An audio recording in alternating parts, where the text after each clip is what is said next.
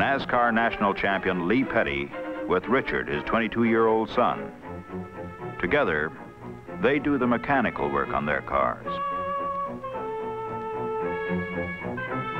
The pace lap on the giant tri-oval begins. One slow lap before a flying start.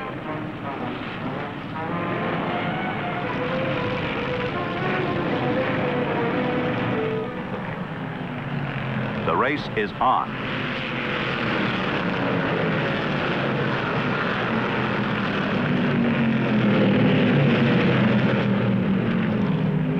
In half a lap, the lead changes twice.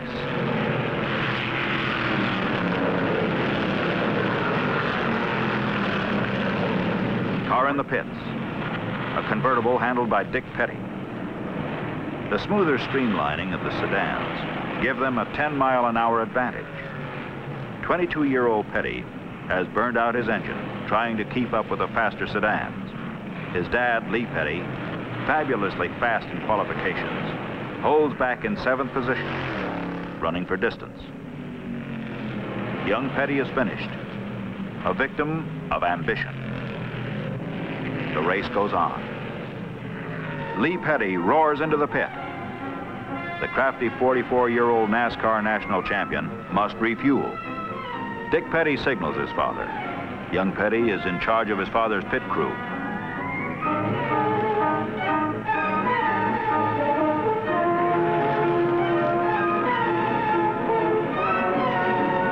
Then the front runner, Fireball Roberts Pontiac, comes in, and the race is wide open again.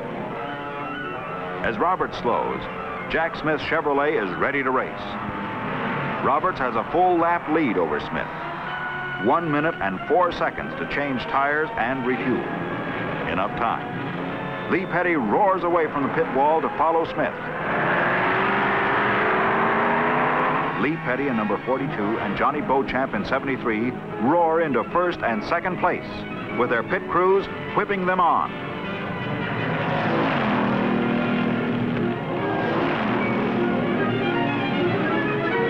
Petty in number 42 Oldsmobile, Beauchamp in number 73 Thunderbird in a showdown race, pasted together at 135 miles an hour.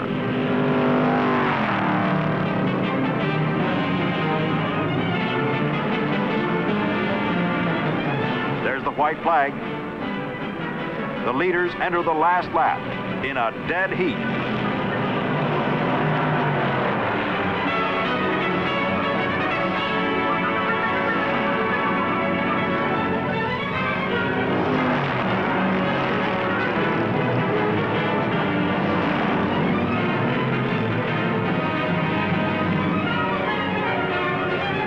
Weatherly a lap behind in number 48, Petty in 42, and Beauchamp in 73. The leaders. 1 mile to go.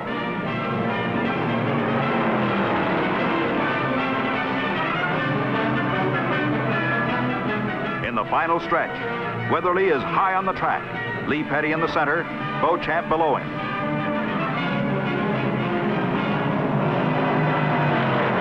The checkered flag. The race is over. Both Petty and Beauchamp clocked in the identical time. 3 hours, 41 minutes, 22 seconds. Petty and Beauchamp both wheel to the winner's circle.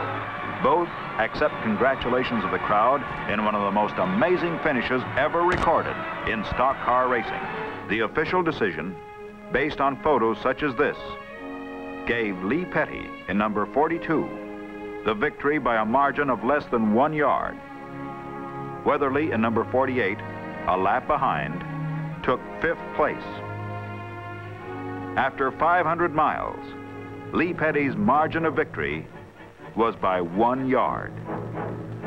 Lee Petty became the first winner of the first 500-mile event at the Daytona International Speedway. The only way to know what the car will do is to run. And 2 weeks before the race, number 43 is on the track for practice and qualification. Richard Petty won 15 out of 50 races last year, but never a big one. This is the time when they find out whether the months of work have paid off.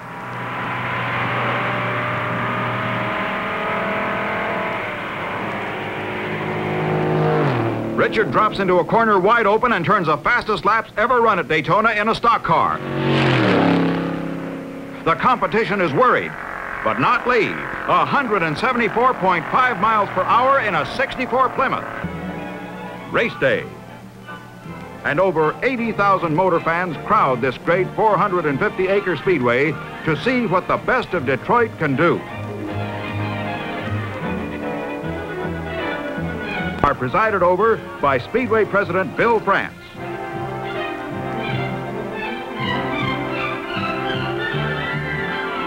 Daytona 500 is the first major event of the new model year, and all the great drivers and the best of equipment are here. The 46 entries line up, 2 by 2, in the order of their qualifying speed. Behind the pace car, Goldsmith in number 26 Plymouth and Petty number 43 Plymouth, first row. Junior Johnson, number 3 Dodge, and Pardue, number 54 Plymouth, second row. The pace car pulls off the track. The field picks up speed. And the race is on. Going into the first turn, it's wheel to wheel. Goldsmith jumps out in front, and Petty slips into his windstream right behind him. Bobby Isaac, number 26 Dodge, charges into third. Maurice Petty, Richard's brother, and Lee can only stand by now and watch. Goldsmith takes lap 1, but not by much. Petty is moving up. Petty passes.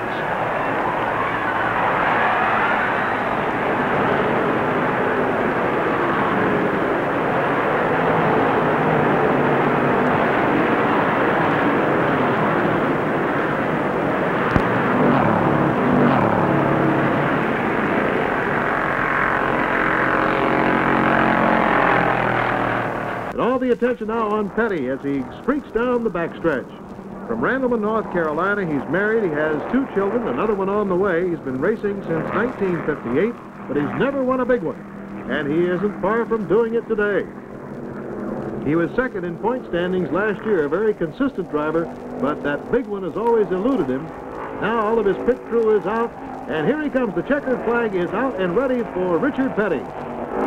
The last lap he turned was 170 miles an hour, so he hasn't slacked off a bit. And there's the checkered flag for Richard Petty, the winner of the 6th annual Daytona 500.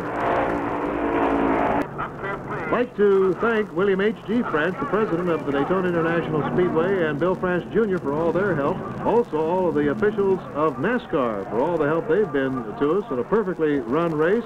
Nobody could agree with that statement more than Richard Petty right now. For him, it was a perfect race. Down there in that wild melee of Victory Lane, everybody will be moving over. Chris Economaki is moving toward the area, and we'll try to get a word with the new champion. A happy guy he must be, too, and very glad to get that crash helmet off. Look at the crowd moving toward him now. The new champion. Let's go down to Chris. Here's the winner, Richard Petty of Randleman, North Carolina. Richard, how long have you been in this racing business? Oh, about 5 years now. This your biggest victory? This is it. This is the first time I ever won on a major speedway. Now, your father was a champion before you. How much longer are you going to be in this business? Well, I guess from now on, just like he is. You've got $30,000 coming to you. Do you have any idea of how it's going to be spent?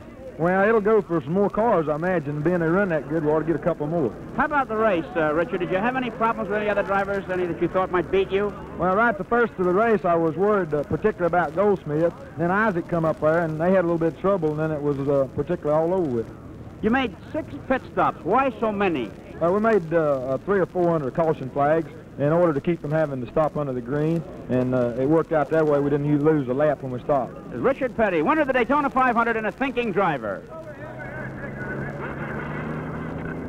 Richard Petty and his Big Blue number 43 made a shambles of the stock car record books in 1967, winning almost everything in sight.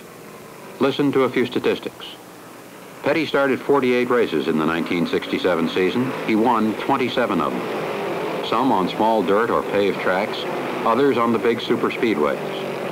No other NASCAR race driver ever won more than 18 races in a single year before.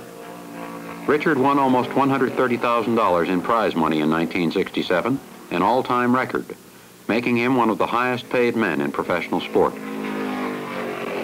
In 9 years of stock car racing, Richard Petty has chalked up 75 first places, every one in a Plymouth. He pushes that record higher every time he wins a race. During August, September, and October of 1967, Richard Petty smashed another record. He entered and took first place in 10 races in a row. Richard's feats in racing are becoming legendary. His 75 career wins are like Babe Ruth's mark of 714 career homers. His 10 straight victories are like Joe DiMaggio hitting safely in 56 consecutive games. His single-season win mark is like Babe Ruth's 60 homers or Roger Maris's 61. Ironically, Richard Petty scored his record-breaking 55th win with his father, Lee Petty, watching. Lee Petty had held the previous all-time mark of 54 wins. Richard Petty is still a young man. He has the prospect of a long career ahead. And every time this superstar wins a race, he sets a new all-time record. Pearson has an oft-repeated line about Daytona. Seems like when we come to the end of it, it's always the same. It's always Petty and me. And so it is today, as the race draws to its dramatic conclusion. A battle of giants, and the white flag flutters down on two great racing champions. You're going to be side by side as they exit the bank and head for the finish line. Richard Petty goes back in front. They both spin. They're in the wall. Petty is slamming into the wall. He's coming down toward the finish line. Will he make it? He's still moving. The car stops 300, 400 feet shy of the finish line. Pearson is still running. Here's Petty trying to fire to come across the line. David Pearson moving down through as they come to the stripe. The winner is car number 21.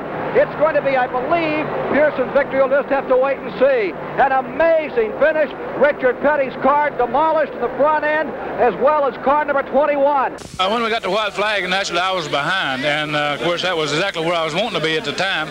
And so when we come off a number 2 corner, I was drafted, and I drafted by Richard, and so got into 3, and I guess that he was going to try to come back around me, and so coming off of 4, he went a little bit high, and I feel sure that his car got to pushing on him, because anytime you run hard and run wide open, your car does push.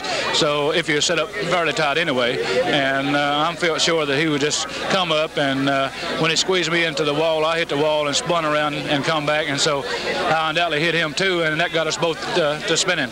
How long did it take you to realize that you could still win the race with a wrecked front end from the infield? Well, after I hit the wall, I was still running, and I hollered on the radio, "Where's Richard?" Because I knew he had spun too, but I didn't know where he had passed the start and finish line or not. And I asked him had he passed, and they said no, he's sitting there. So I was trying to get going at all time and get ready and go beat him across the line. Does it mean more to you to win this race because of the jinx that you've had in this race but not had in July? I'm sure it does. I've tried to win this one so many times, and I've always had bad luck and not win. So it means a lot to win this one. Richard had won this one quite a few times and couldn't ever win the 400, and I was always winning the 400 and not this one. So maybe this changes things around a little bit. Yeah, I knew he was going to pass me, but I felt like I could get back by him because I knew where he was going to pass me, and he could not get in the corner wide open. I knew that. So I went on in the corner real high and stayed wide open, and when he slid up in front of him, I done exactly what I want to do. I moved down under him and felt like if we run side by side, then it would just be a nip and tuck deal. It'd be luck for anybody to win. And when I did, I got moved on around, and the car broke loose and slid up into him. And once they'd done that, then both of us was all we could do to just try to keep them going in the right direction. And we didn't keep either one of them going in the right direction. When you're sitting down in the grass in front of the grandstands, were you aware that he was going to win the race by moving ahead and getting that wreck going? Yeah, I was sitting there watching. You could see him, because I just talked to him, and he didn't see you. He had to call in the radio to find out where you were. He got so turned around. Well, see what happened. There was so much dust and stuff, he couldn't really see. But I seen him. He got his car cranked, and I didn't get mine cranked. So that was really wound up. That was the difference in the race. His car cranked up, and mine didn't. This is it. Last lap. Stand by for a finish. 2 of the greatest fiddling here, fidgeting with first place, passing some of the stragglers in the last lap, trying to take it home. It's all come down to this. Out of turn 2, Donnie Allison in first. Where will Cale make his move? He comes to the inside. Donnie Allison throws the block. Cale hits him. He slides. Donnie Allison slides. They hit again. They drive into the turn. They're hitting the wall. They're head on the wall. They slide down to the inside. Let's watch those third place cars. They're out of it. Who is going to win it? Coming down, third place. They're coming around for the finish. Between A.J. Foyt and Richard Petty. Down the back straightaway come the leaders now. 2 cars are out. In the backstretch are the leaders. Watching for the leaders to, they're still up in turns 3 and 4. The leaders are up in turns 3 and 4. Coming down, Richard Petty is now pulling out in front. Darrell Waltrip is in second. A.J. Foyt is in third. Here they come. Waltrip trying to slingshot. Petty is out in front at the line. Waltrip to the inside. Petty wins it. Down on pit road, it has gone crazy. The Petty crew is out there jumping up and down. Petty has won it. Richard Petty has won his 6th Daytona 500, and the crowd here are going absolutely mad. Well, there he is. After a full year without a win, as the 2 leaders tangled in the back straightaway, they threw the block. It didn't work. A.J. Foyt pulls up to congratulate Petty. The 18-year-old son of Richard Petty, Kyle, out there waiting for his father. They have both tasted success. Here is the finish again, ladies and gentlemen. Richard Petty. Darrell Waltrip absolutely fighting that car. He got the left wheels on the flat of the bank and was really out of control there. And here comes a $60,000 car becoming a 22-passenger school bus to bring his crew to victory lane. Richard Petty, the great master, has just recorded his 186th career, and there's a fight between Cale Yarborough and Donnie Allison. The tempers overflowing. They're angry. They know they have lost. And what a bitter defeat. A couple of very hard men, very hardly upset. And Bobby Allison is stopped by his brother to help. There's Bobby Allison's car, number 50. It's difficult to tell from here, but whatever happened shouldn't really have happened. Let's go. We'll look at that again and replay in just a moment. We're into victory lane. It is absolute ecstasy for the Pettys of Level Cross, North Carolina. As the second generation gets ready to get out of the car. Let's go to Brock Yates as they're trying to get Richard Petty out of his automobile. Absolute pandemonium down here. Ken, it looks like there are about 300 people in the Petty uniform. I don't know where they all came from. Richard's still in the car having a glass of milk. He obviously is just so happy, ecstatic. There he comes. What a man. Could this have happened any better? Kiss from his wife. Richard, could you believe it? Have you been in a lot of races? Was there anyone ever weirder finish than this one? Well, I tell you, I lost some this close, but this is the first time I remember in a long time I won one this close. I tell you, it's just unbelievable. You know, come down here last week and Kyle won, and we come down here and look up and win this thing. Hey, Steve. What's your doctor going to say? I ain't worried about the doctor, baby. I'm feeling good no matter what he's. I guess. Richard, did you really feel you had a chance? Well, I tell you what, I had a real good feeling as they rolled down pit road that we had a super good chance today. And we run all day, and we was really close to everything. We kept getting through all the mistakes and stuff they was making. And, you know, I said, well, you know, maybe this is the day. And then when Donnie and them got out in front right there at last, I said, well, you know, if I can salvage a third, it's going to be a good day. And when I seen that caution flag coming off the third corner there in the second corner, and I tell you what, my heart just went right through me. You know. Congratulations again. Pandemonium here in Victory Lane. Back to you, Ken. 100,000 people can't believe what they've just seen.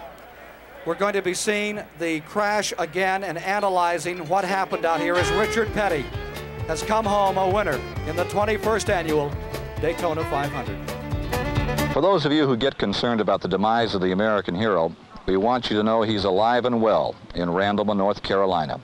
He was the football player who married the cheerleader. And now today they're having open house.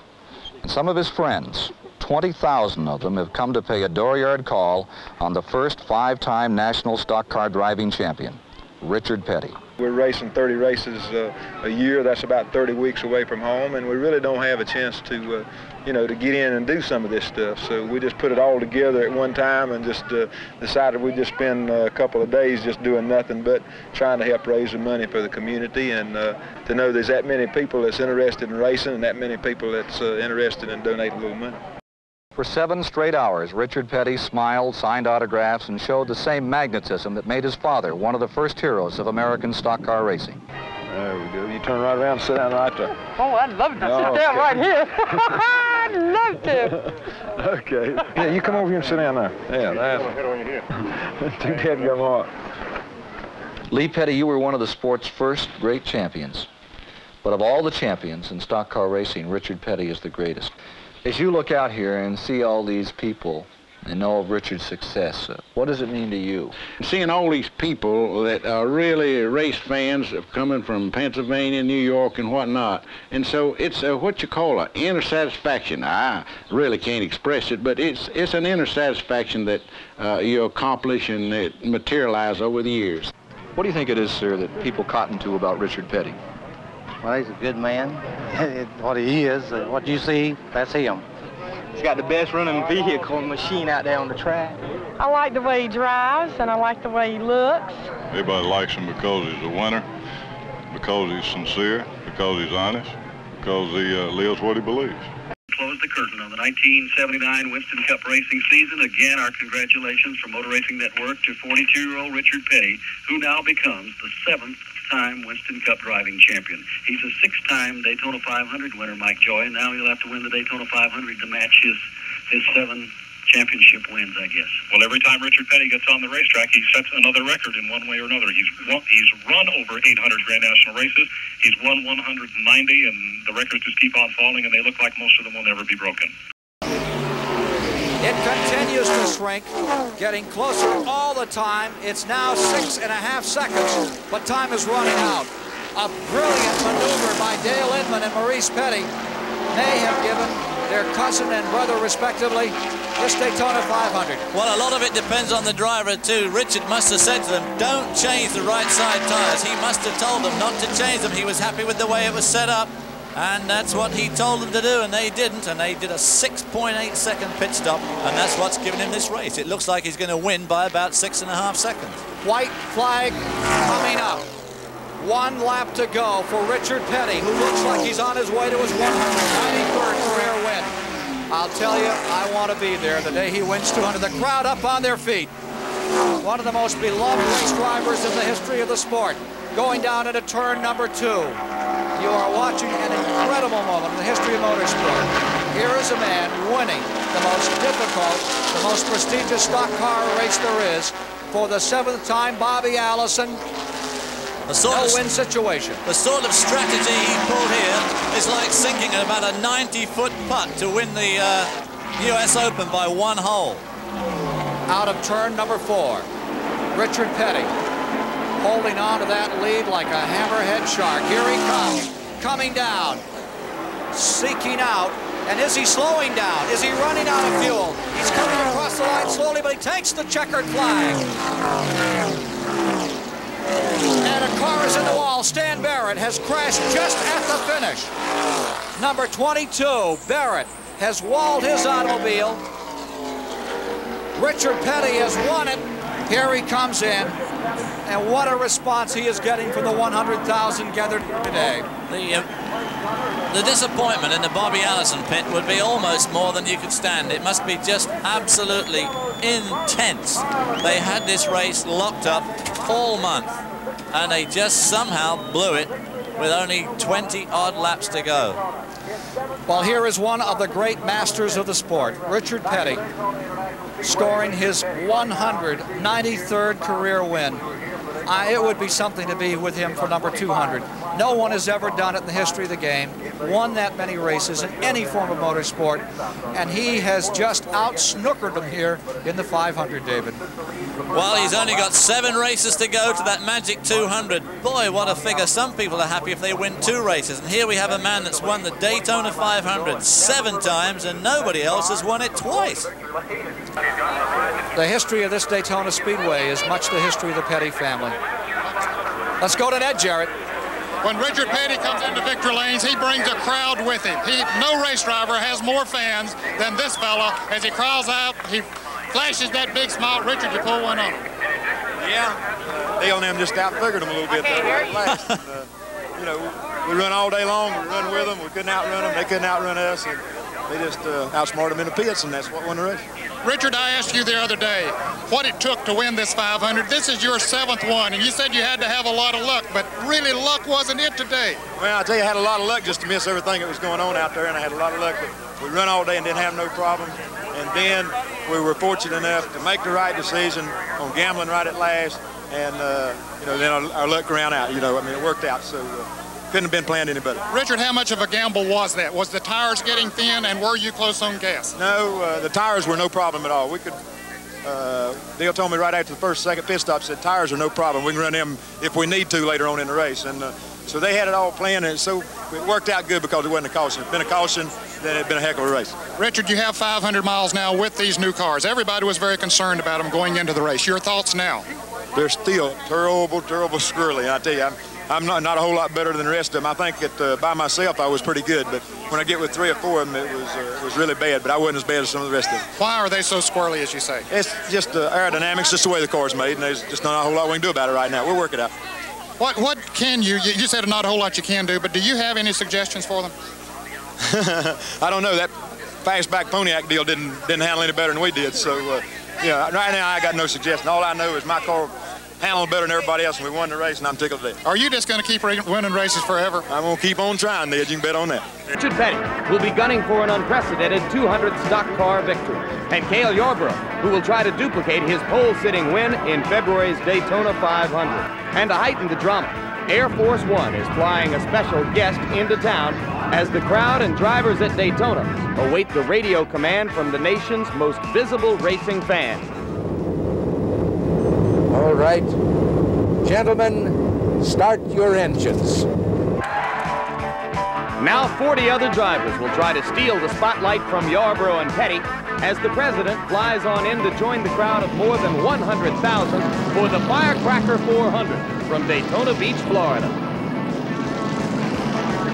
Back at Daytona, and you can see Air Force One carrying President Ronald Reagan as it lands at the airstrip just adjacent to this racetrack, hovering even now over the backstretch as the cars go by. The leaders have just taken their second scheduled pit stop for the race, and for the moment it is car number 22, Bobby Allison at the helm, which has assumed the lead in the race. Now on lap 150, and a car is spun out. Doug Heveron's car is spun out in turn 1. So now the yellow caution flag may be coming out.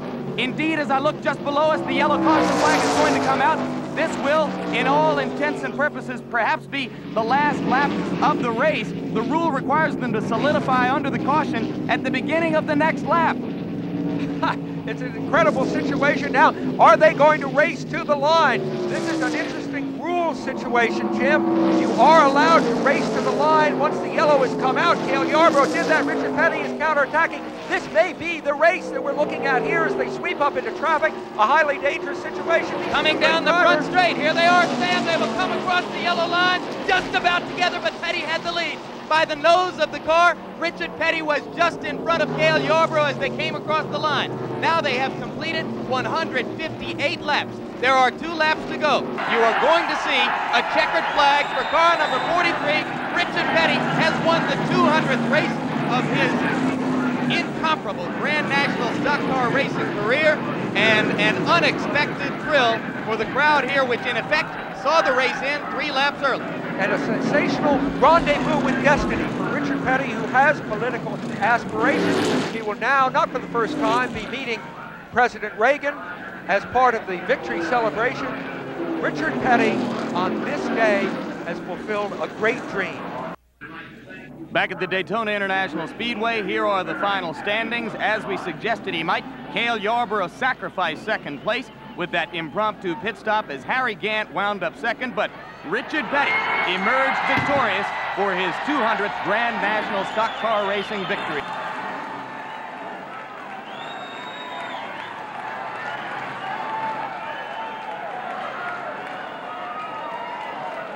Now in an adjacent booth, Jim Lampley is with Richard Petty and the president. And now here in what for today has become the winner's circle, I am with the guest of honor, President Ronald Reagan, and the honored man of the day who has won his 200th Grand National Stock Car Race, Richard Petty. Mr. President, it's great to have you here. A member of your staff intimated to me yesterday that although you are interested in the fortunes of all race drivers, you might be excited to see this occasion, Richard Petty winning his 200th. It's quite a day, isn't it? Well, it certainly is. I understand that no one in the whole history of racing has ever done that or ever won 200 races. And you called 4 or 5 laps on the radio. How'd you think your race call went? Not very good. I'm glad that when I was a sports announcer, it was mainly baseball and football and a few things like swimming and that sort of thing, because I was having an awful lot of laps after I got here when I was trying to figure out who was where. I can tell you myself that it can be confusing, and it was a bit of a confusing finish. I wonder, Richard, when you noticed that Heveron had left the track, the caution flag was going to come out, and you had, in effect, a one-lap race to the flag for the victory. Well, just as I went across the start-finish line, you know, you're going in one direction, then when you turn at the start-finish line, you look down into the first and second corner just as far as you can see, and I seen the car sitting on the infield, and when I did, then I just put it to the floor and just waited for Cale to make his move, and when he did, then he just went in the corner a little bit too hard up there, and his car didn't stick, and I was able to cut back beside of him, and then we kind of touched a couple times, and I beat him to the line. You weren't worried when he went past you? You what? You weren't worried when he went past you there on the backstretch? Yeah, I was worried. I was sitting there for the last 40 laps wondering what he was going. I know what he was going to do and where he was going to do it, but I didn't know how I was going to overcome it. But what happened when the boy spun, then everything was strictly reflex. He had to do something, and I had to do something. The figuring that both of us done never came to be. So it was a act and a react. He acted and I reacted. You've been around this sport so long that you may not get terribly excited at the prospect of winning a race, but was there a little extra thrill in winning, knowing that the #1 fan was here today? Well, definitely. You know, 200 is very, very important, but under the circumstances, with all the presidents that's ever been in the United States, this is the first one that's ever showed up at a racetrack. So everybody's got to go from that, from racing standpoint, and I wanted to be the one that was able to welcome him to Grand National Racing. Richard, congratulations to you on this terrific occasion. Mr. President, thanks for being with us. Well, pleased to be here, and it's been a very exciting day, and I join in the congratulations. I even have a conflict of interest here because he's doing some yeoman service in a political sense. Well, the political aspirations of Richard Petty had nothing to do with this finish here. This was a matter of racing skill and horsepower in one of the closest finishes ever. Look at that. Not only a championship at stake here today, but perhaps as important, it's the final race for a guy who started his career back in 1958 and has become the king of stock car racing. It's Richard Petty's final ride. Here's more with Jerry Punch. Bob, I have never seen an atmosphere more electric, more emotion in the air. Richard Petty, last October, a year ago, you announced the Fan Appreciation Tour. Your chance to give something back, but they turned the tables on you. They wanted to say thank you to you. Now, on behalf of us at ESPN and the millions of fans around the world who didn't get a chance, thank you for all the memories. Well, we thank everybody. It's just been a great, great year. Our race has not been too good, but everything else has been great, and we couldn't have been better from the fans' part of it. You know, I started out to say thank you, fans. Fans come back and said thank you, Richard, and I've enjoyed all 35 years of it. Hope they have. Richard, we've all enjoyed it. Now, how about today? The STP Pontiac ran well in practice yesterday. Could you possibly give us one more memory? I'd be asking a little bit much, just to tell you the truth, but you can say one thing. We're going to go out there and try and do the very best we can, and, you know, if the good Lord willing, we'll be right there with them when it's over with. Good luck to you. Thank you, man. Richard Petty, the undisputed king of stock car racing, emotion flowing down here on pit road.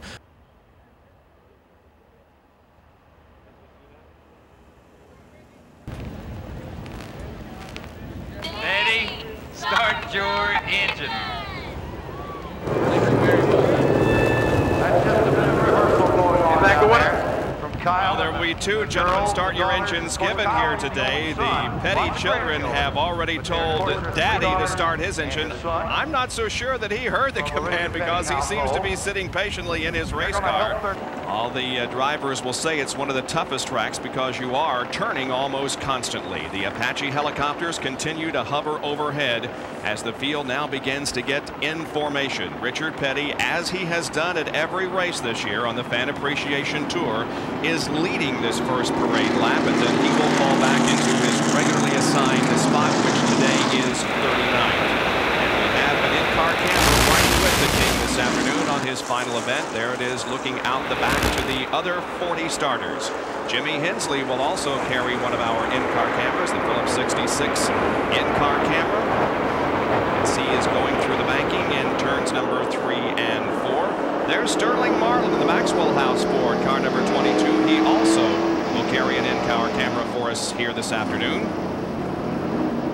Yeah, I got you. There's Mark Martin's car, car number 6, with an in-car camera. Morgan Shepherd will have the roof cam. That ought to be fun. That'll be fantastic. And what a crowd we have. Look at the fans. Waving to the drivers as they go down the front straightaway. Now Richard will fall back into his starting position. The Apache helicopters now in their hover and begin to chase the field as it goes around this 1.5-mile oval. Quite the race cars to win this race. It is quite a spectacle, though, to see all of this pre-race activity and to end the season on this tremendous note. It's been a great season, but to think that we have 6 drivers eligible to win the championship, depending upon what happens in the next 328 laps, is absolutely unbelievable. Look at the altitude that this helicopter is. What do you mean altitude? There's hardly any altitude at all, is there? Exactly. He's not more than 25 feet off the ground down the back stretch, now moving up a little bit to clear the grandstands as they fly by us. I said they might win this race. I meant when the race cars are up to full speed, not when they're going around on a pace lap. That's right. But the fans are loving it. There is in the standings. Looking back on Davey Allison from Richard Petty's in-car camera. Davey goes to the inside of Richard and passes him.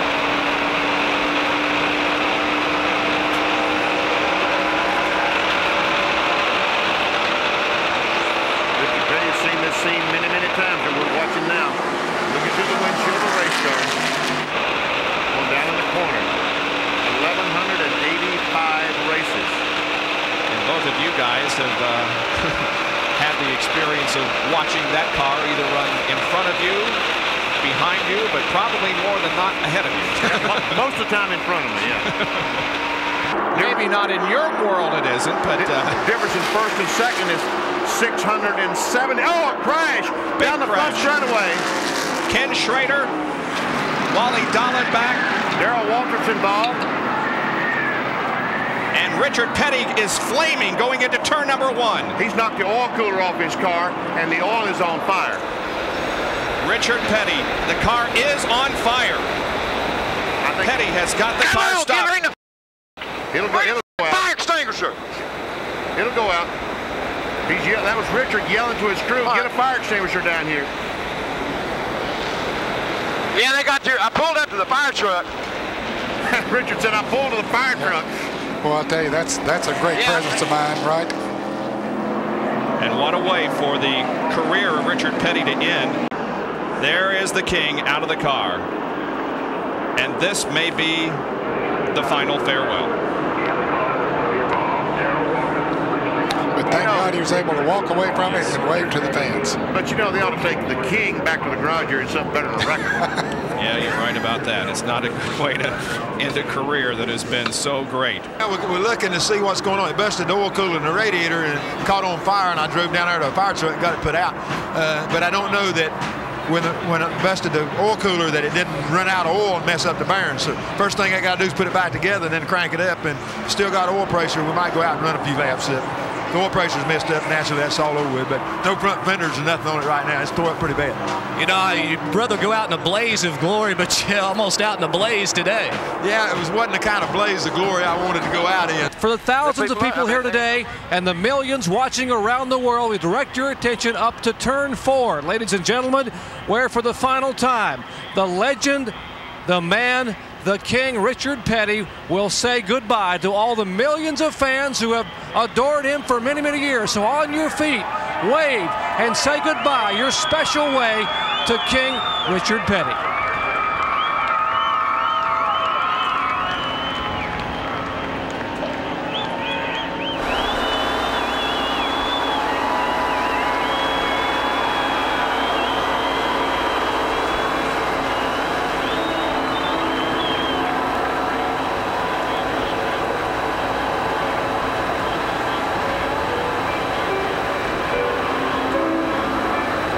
I think probably the most emotional was when Doyle Ford dropped the checkered flag as Richard went by there, signifying the end of the career.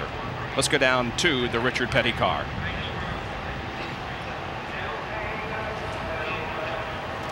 Richard Petty still sitting inside the car as Robbie Loomis comes over, and there aren't many dry eyes down here as Richard Petty for the final time will climb out of the STP Pontiac. Drivers, crew members from the garage area. Richard, it's been a wonderful 4 decades, and it's over. Yeah, that's what I found out when I made that last lap there.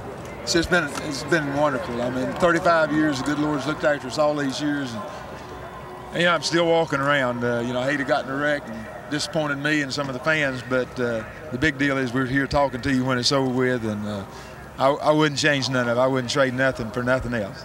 Neither would we. Thank you so much, Richard, for all the memories.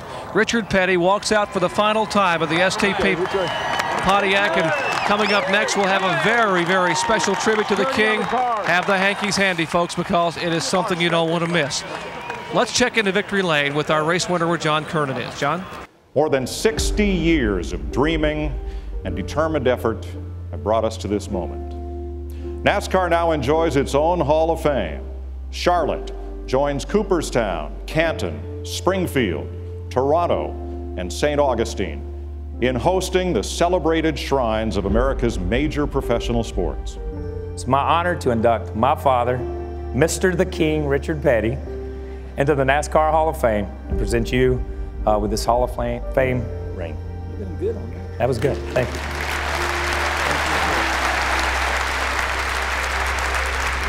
We wouldn't be here if it hadn't been the fans. We wouldn't be a Richard Petty. They wouldn't be a NASCAR. The fans came, and the fans developed a real love for it. I guess I'm gonna do like Gomer Pyle. I'm just gonna say, thank you, thank you, thank you.